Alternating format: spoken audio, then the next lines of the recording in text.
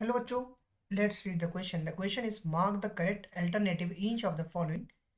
The question is diagonals necessarily bisect opposite angles in A. Option A is rectangle, B is parallelogram, C is isosceles trapezium and D is square. First of all, let's talk about the key concept. अगर हम की concept की बात करें तो हमें पता है क्या व्हाट इज रेक्टेंगल. रेक्टेंगल के basically if I talk about rectangle has opposite sides equal. Rectangle की अपोजिट साइड से इक्वल होती है. सिमिलरली अगर हम पैरेललोग्राम की बात करते हैं, पैरेललोग्राम हैज अगेन इसकी भी अपोजिट साइड जो होती है वो इक्वल्स होती है. बट जो रेक्टेंगल्स होती है उसकी साइड्स जो होती है विद साइड्स ऑफ 90 डिग्री, इनकी जो साइड्स होती है वो 90 डिग्री के एंगल बनाता है ऑफ. लेकिन जो पैरेललोग्राम है उसकी साथ अपोजिट इक्वल्स, सारे साइड्स अपोजिट इक्वल होते हैं with not equal to 90 degree. सारे एंगल्स 90 के बराबर नहीं होते. Similarly if I talk about isosceles trapezium, तो आइसोसेलेस ट्रेपेजियम की if I talk isosceles trapezium, so isosceles trapezium has two non parallel side, जो टू नॉन पैरेलल साइड्स होती है वो इक्वल होती है. Two non parallel sides equal. And the last one is if I talk about square, तो square की क्या होती है, square has all sides equal. Square की हर एक साइड इक्वल होती है and diagonals bisect each other.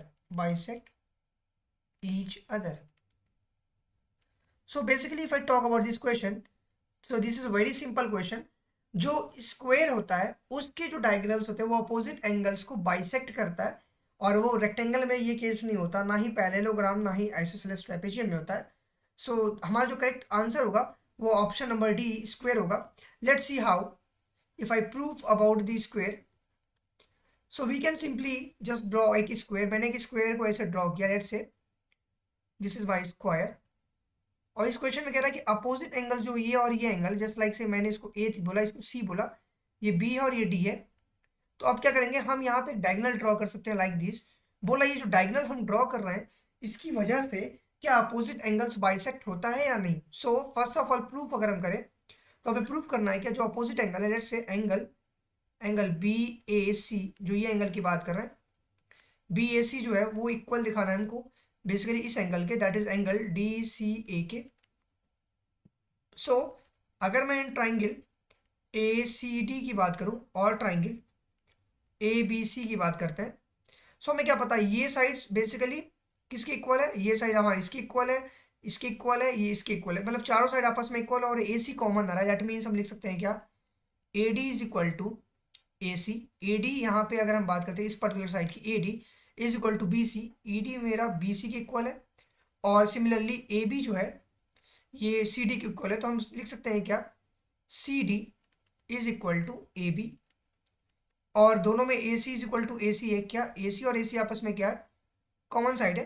तो अगर ए सी और ए सी आपस में कॉमन पॉइंट है तो by S S S side side side rule, triangle हमारा जो है ट्राइंगल ए सी डी वो कॉन्ग्रुएंट हो जाएगा ट्राइंगल ए बी सी के.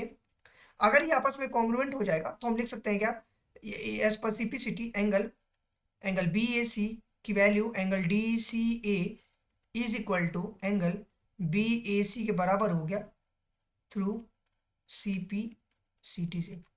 सो इन दिस वे हम कह सकते हैं कि हमारा जो correct answer that is option number D is my correct answer, that is square. Hope you understand it well. Best of luck. Thank you.